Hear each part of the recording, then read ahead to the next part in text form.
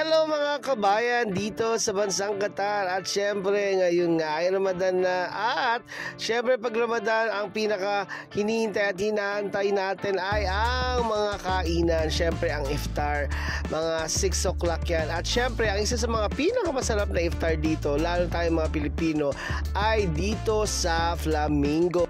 Marami nga nag-o-offer dito ng iftar syempre sa Qatar. Pero syempre, ang Flamingo ang isa sa mga pinaka-the best na nag-o-offer ng Filipino dishes na iftar. Kasi karamihan puro Arabic.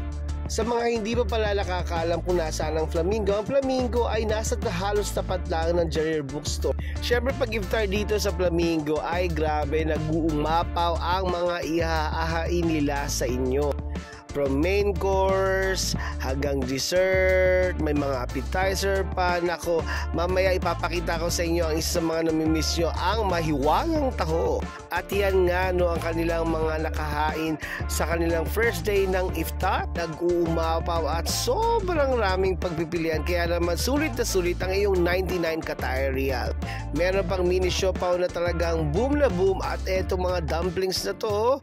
At meron pang sushi, grabe. At syempre ang pichi-pichi hindi natin palalampasin. At syempre itong buko pandan.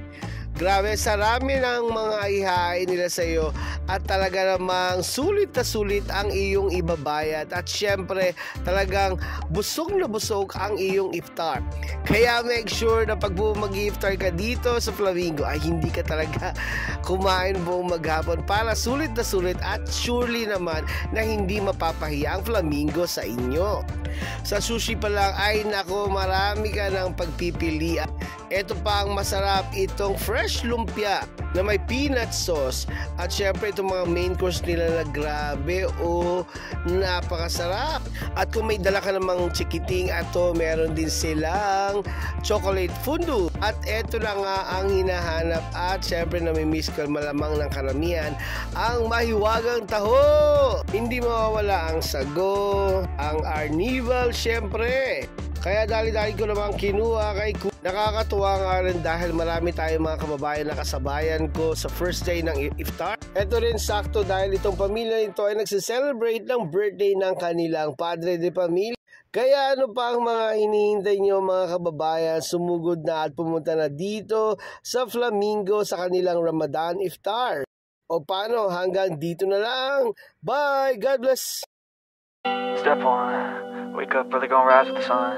Step 2, get some good, some food in you. Step 3, think real hard about what you wanna be. Step 4, everybody just do your thing. Wake up, today's gonna be a good day.